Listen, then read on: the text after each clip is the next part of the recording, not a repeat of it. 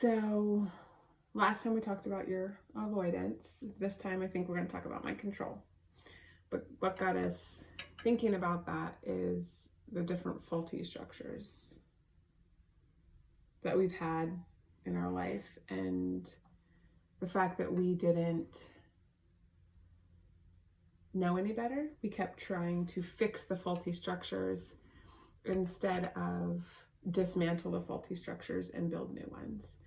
And so most of our time and energy was on fixing, on trying, on creating the storyline that we thought we were supposed to have or that we thought we wanted. And so we were living to that storyline, kind of. We were trying to. And then we had all these other dynamics, like your avoidance and my control, that were playing in on those things that we were allowing to create like explosions and conflict. It was creating conflict, but we weren't actually dealing with the whys behind any of that stuff. We were just trying to like fix those things instead of recognizing it was built on a false foundation. And I think that was our story of a false foundation. But some of the faulty structures, your avoidance and my control, were two really big elements. And those elements had a very, very interesting impact on each other. I mean, you want to talk about control and then avoidance. We have to go into that a little bit. We do. Because constantly I was running towards you and you were running away from me.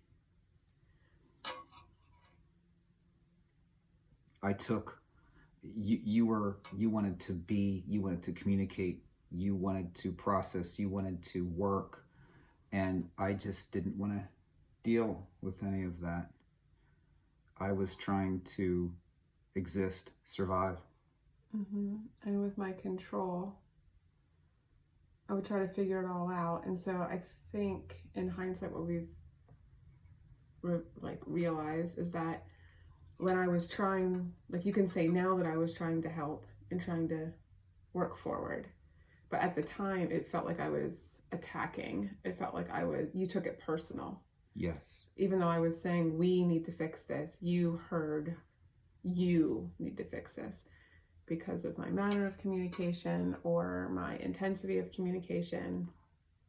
And my filter. We're going to have to go into that at some point, the filter itself that I used. Oh my word, so many filters, yeah. And it wasn't all about your communication. It was certainly filtered a specific way.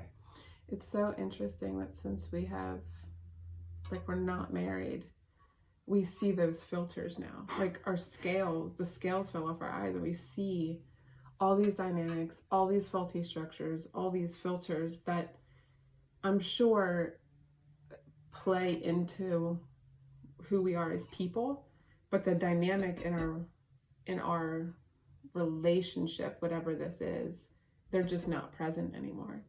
So it needed a complete dismantling. Yes, I still feel what those filters were. I can still feel inside me what those filters had been. However, they don't. What were they? The filters were you saying, hey, I would like to work on this. I would like to communicate. Let's just start with the basic communication. You said, I would like to communicate with you.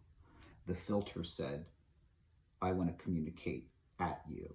Or you're doing something wrong. Yes, I have a personal problem with you, and I would like to unload on you some of what you need to change, when you really weren't saying that. And that filter could have even included tone of voice. It was, and I think sometimes because of that, I waited until it got to a essential point that I felt like I had to speak about it. And so then my approach was much more direct, much more then what was I didn't communicate in grace. No, I didn't let you do that. Is that because you felt you had to grab my attention? I did. If I did not, like, we've talked about this before, like, if I didn't grab your attention, I didn't have your attention. We could, because I would be like this. You would be, and let's just lay it out there that you needed my irritation to feel human. Something about my irritation, and I was prone to irritation because of my control.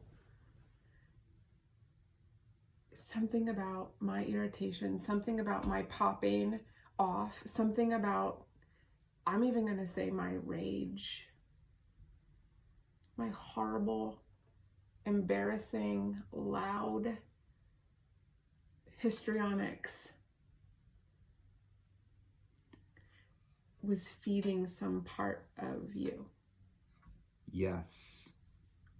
That certainly is something we've discussed, and it's very interesting, and that's kind of a bombshell to drop. But yes, it is a fact that I got a human connection. I felt a human connection when you were that emotionally intense, when your emotions were that out on display, when you were there, and I was like, oh, hey, I'm feeling this isn't a good feeling, but now we're feeling, and then it got ugly. Yeah. Oh, man.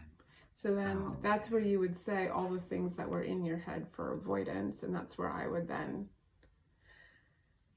react. And it was just this cycle of filters, cycles of internal structures that we each personally had and then had built together that did not allow us to actually progress. No matter how much we were like, we can't do this again, no matter how much we talked through it after the fact, we got back to our baseline of normal, and then we talked through it.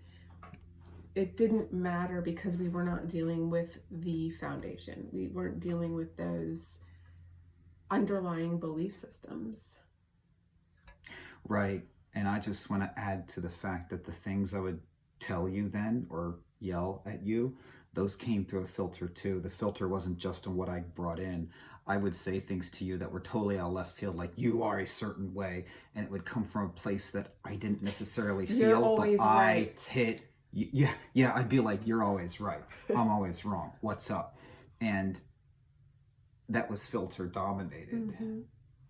And because I hated being accused of something I wasn't, because I hated being misunderstood, when you would say those things, man, you can just see the toxic nature. So we didn't fight often, but when we fought, it was cyclical. We kept doing the same things. Yeah, especially because I would avoid and avoid and avoid and avoid. And then I would pick something. I would just pick a random thing and be like, you're crazy and you're making me crazy. And that was dominated. Oh, gosh. But let's go back to that too. Like, I would see this, like, you would go in your cycles. You'd have like a big, huge avoidance cycle. And I would feel it. I would feel it. I would feel it. I would go into my uber capable, uber control mode to keep everyone safe and stable. But then when I would approach you, it would typically be about something that was small, something palpable, something very tangible and right in front of us. And so it would be much more of a reactionary approach to you than anything. And then what would happen is I would get extremely cautious and careful, and all of a sudden start second guessing after I had, I'd be like, oh man, what am I doing? And I would start to question everything that I did not have to question. Your avoidance was strong. Mm-hmm. The control was strong. Yes, they played off of each other very well.